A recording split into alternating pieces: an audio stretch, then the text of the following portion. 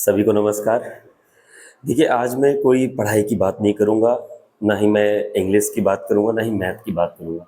असल में आज जो मेरा मैसेज है वो पेरेंट्स के लिए है। मैसेज ये है कि बहुत सारे पेरेंट्स की ये शिकायत आती है कि बच्चा हमारा मोबाइल में लगा रहता है, ज़िद्दी हो गया है, चिड़चिड़ा हो गया है। तो मेरा आप सभी से एक सवाल है, आप सभी लोग, है ना, पेरेंट्स बन चुके हैं, है ना? और बहुत एक्सपीरियंस भी है। आप एक बात तो समझते होंगे कि इस दुनिया में बिना कारण के कोई मेहनत नहीं करता है। आप भी बिना कारण के मेहनत नहीं करते होंगे।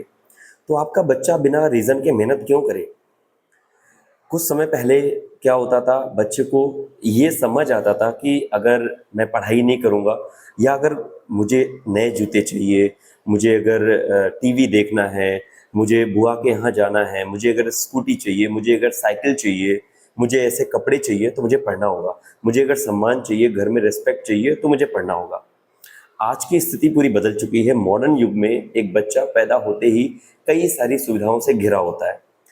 उसे तेज internet, 5G mobile, WiFi, branded shoes, branded कपड़े, फ़ोन, अच्छा फ़ोन, थोड़ा छोटा-मोटा नहीं, बहुत ही अच्छा फ़ोन, स्कूटी, बाइक, बुलेट बच्चे को पहले से मिल रहा है। तो उसके दिमाग में ये सवाल आता है कि जब मुझे बिना मेहनत किए सब कुछ मिल रहा है, तो मैं क्यों करूँ पढ़ाई? क्या रीज़न है मेरे पढ़ाई करने का? हर समय उसे सुविधाओं से लादा जा सकता है, लादा जाता है एक तरीके से। इसमें पेरेंट्स की भी गलती नहीं है। पेरेंट्स भी ये सोच के अपने बच्चे की हर खुशी को पूरा करते हैं कि हो सकता है उनकी लाइफ में वैसा ना मिला हो, तो उन्हें लगता है कि हमारे बच्चे को तो मिलना ही चाहिए। बस यहाँ पे बस एक छोटा-सा सवाल है कि आप अपने बच्चों को सुविधाएँ तो दे रहे हैं, लेकिन क्या उसे मेहनत करना सिखा रहे हैं? क्या आप उसे समझा पा रहे हैं या उसे इंतज़ार की वैल्यू सिखा पा रहे हैं? देखिए, बहुत सारी बातें इनमें जुड़ी होती हैं, एक तरीके से बात की जाए तो। पेरेंट्स क्या करते हैं, आजकल का आप लोगों का ही एक ये नेचर निकल के आता जा रहा है कि बच्चों को हर सुविधा से लैस किए जा रहे हैं। अब उसके दिमाग में ये सवाल बनता जाता है कि मुझे बिना मेहनत किए सब कुछ मिल रहा है, बिना रीज़न के सब कुछ मिल मिल रहा है, तो मैं 5 घंटे किताबों के साथ क्यों लगाऊँ?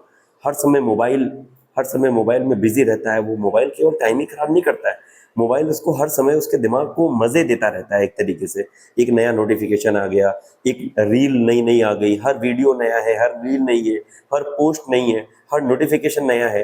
तो उसके दिमाग जो है ना डोपामाइन रिलीज़ करता रहता है और उसे पता रहता है कि मुझे देखो बिना मेहनत के लिए मज़ा मिल रहा है।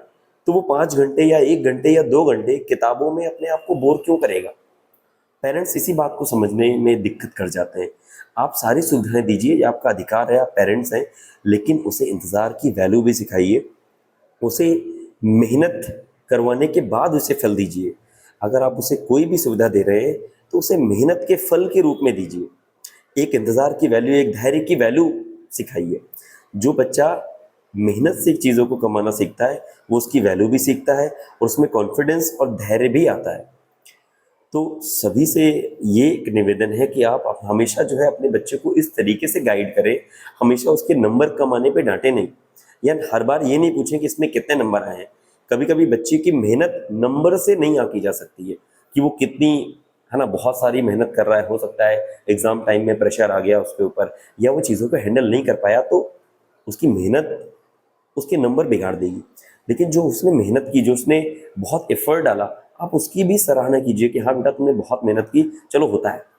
हमेशा नंबर आपके बच्चे की मेहनत को नहीं दिखाते हैं। छोटी-छोटी बातों पर उसे रिवॉर्ड दीजिए, शाबाशी का रिवॉर्ड दीजिए, उससे बात कीजिए, उससे सपनों के बारे में बात कीजिए।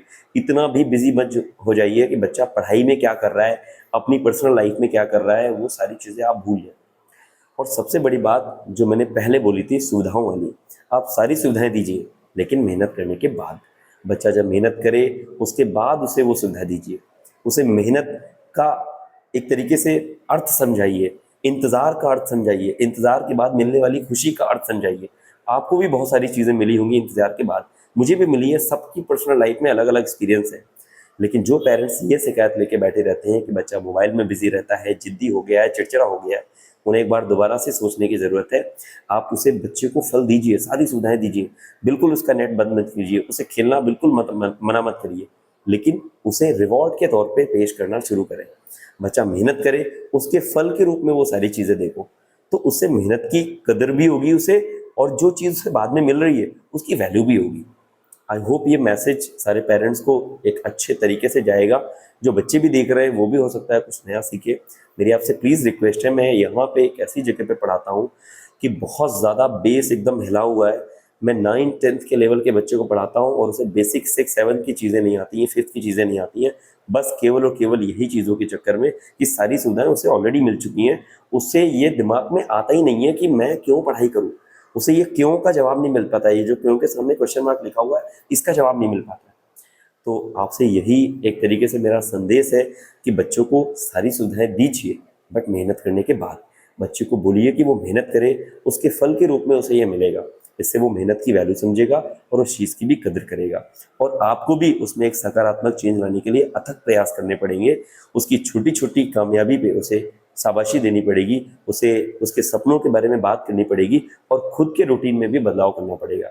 अब अगर पूरे घर का ही माहौल टीवी और मोबाइल में घिरा हुआ है तो बच्चा आपका किताबों से कैसे प्यार करेगा, पेन कलम को उठाएगा ही नहीं, कैसे करेगा वो।